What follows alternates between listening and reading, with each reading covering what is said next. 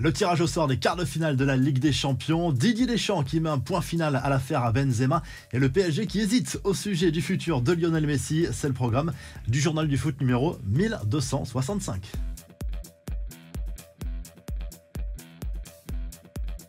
Et voici pour commencer le tirage au sort des quarts de finale de la Ligue des Champions effectué ce vendredi midi.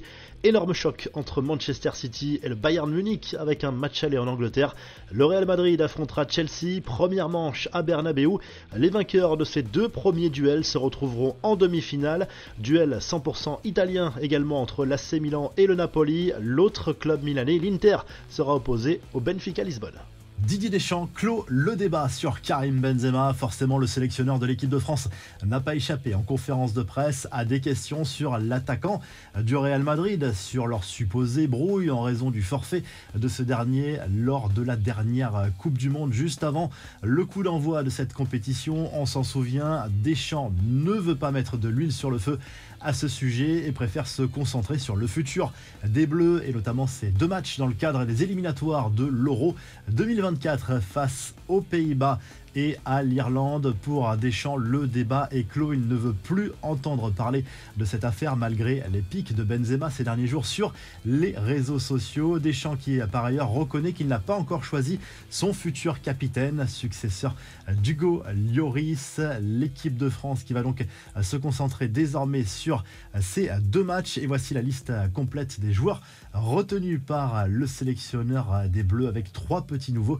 Wesley Fofana, Khéphren Thuram et Brice Samba. Les infos et rumeurs du mercato, les discussions se poursuivent entre le PSG et l'entourage de Lionel Messi au sujet d'une potentielle prolongation de contrat. Deux possibilités sont étudiées: activer l'année supplémentaire déjà en option ou signer un nouveau contrat d'un an avec une année supplémentaire en option. Côté salaire, l'Argentin voudrait se rapprocher de Kylian Mbappé, mais le PSG n'est pas prêt à céder à toutes les demandes du clan Messi. Certains au club estiment d'ailleurs qu'il ne faut pas repartir avec la MNM la saison prochaine.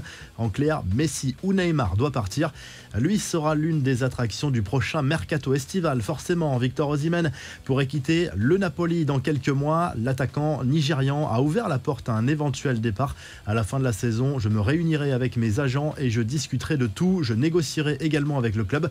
Nous travaillons pour une solution ensemble, a confié le buteur napolitain. La mise au point sur l'avenir de Paul Pogba au micro de Sky Sport. Le directeur sportif du club turinois a démenti les rumeurs sur une éventuelle envie de la vieille dame de se séparer du milieu de terrain français dès cet été. Patrick Vieira, viré par Crystal Palace, le coach français a été démis de ses fonctions d'entraîneur ce vendredi.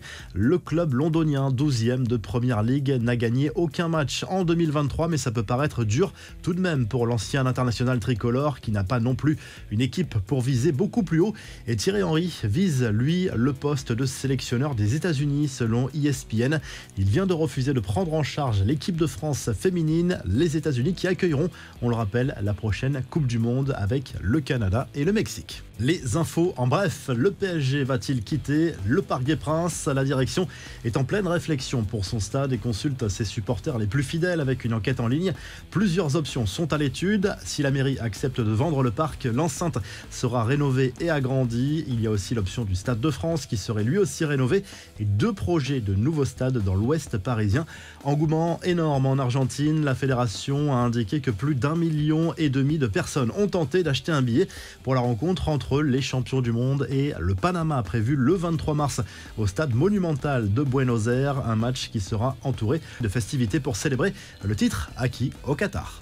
La revue de presse parfum de coupe titre le journal L'équipe ce vendredi pour illustrer ce match de la 28e journée de Ligue 1 entre Lyon et Nantes. Coup d'envoi à 21h au Groupama Stadium. Les deux équipes qui se retrouveront en demi-finale de la Coupe de France, cette fois à la Beaujoire début avril du côté de l'Espagne. Le journal Marca consacre sa une à Eduardo Camavinga, le milieu de terrain français excellent cette semaine contre Liverpool en Ligue des Champions, semble avoir franchi un palier et gagne de plus en plus de temps de jeu. Carlo Ancelotti lui fait de plus en plus confiance dans l'entrejeu. Et du côté de l'Italie, la Gazzetta dello Sport revient sur la belle saison des clubs italiens en Coupe d'Europe. 6 clubs qualifiés pour les quarts de finale de la Ligue des Champions, de l'Europa League et de la Conference League. C'est du jamais vu depuis 24 ans pour les clubs italiens. Si le journal du foot vous a plu, n'oubliez pas de liker et de vous abonner. On se retrouve rapidement pour un nouveau journal du foot.